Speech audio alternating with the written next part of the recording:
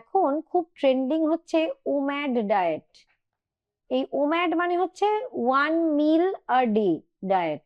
মানে সারাদিনে যতটা ক্যালোরি লাগবে একটা মিলেই একজন মানুষ খেয়ে নিচ্ছেন, আর 23 hours মতন তার মিল গ্যাপিং। মানে এটা একটা extreme form of intermediate fasting.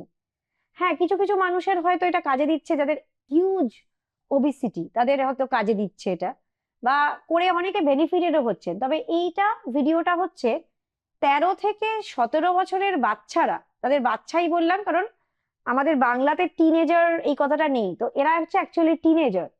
এই টিনেজারদের কিন্তু নট সাজেস্টেড ওম্যাড ডায়েট। অনেকেই হয়তো ট্রেন্ডে পড়ে, বিশেষভাবে মহিলারা যারা ওয়েট লস করতে চাইছেন তাড়াতাড়ি, তারা করবেন।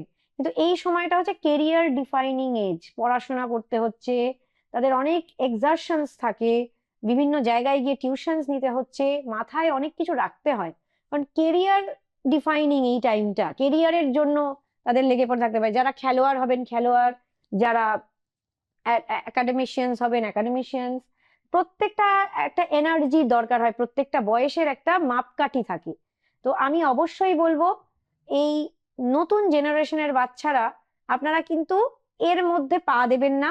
ওম্যাড ডায়েট আপনাদের জন্য নয়, কারণ কনসেন্ট্রেশন লস হয়, তারপরে মুড সুইংস হয়ে যায়, ইরিটেবিলিটি থাকে, একদম কোনো কিছুতে কনসেন্ট্রেশন করা যায় না, অ্যানোরেক্সিয়া হয়ে যাবে, যাতে দেখা যাবে আপনাদের কেরিয়ারটা কিন্তু আলটিমেটলি জিওপর্ডাইজ হয়ে যাবে।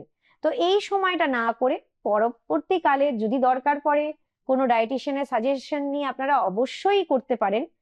বা অ্যাকিউট কোনো হেলথ কিছু প্রবলেম হয়েছে, যার ফলে হয়তো ডক্টর বা ডায়েটিশিয়ান আপনাকে সাজেস্ট করলো এই বয়সের মধ্যেও যে আপনাকে ওম্যাড ডায়েট করতে হবে, কিন্তু সেটা অলওয়েজ একজন অভিজ্ঞতা সম্পূর্ণ মানুষের কাছ থেকে এই ডায়েটটা আপনাকে নিতে হবে।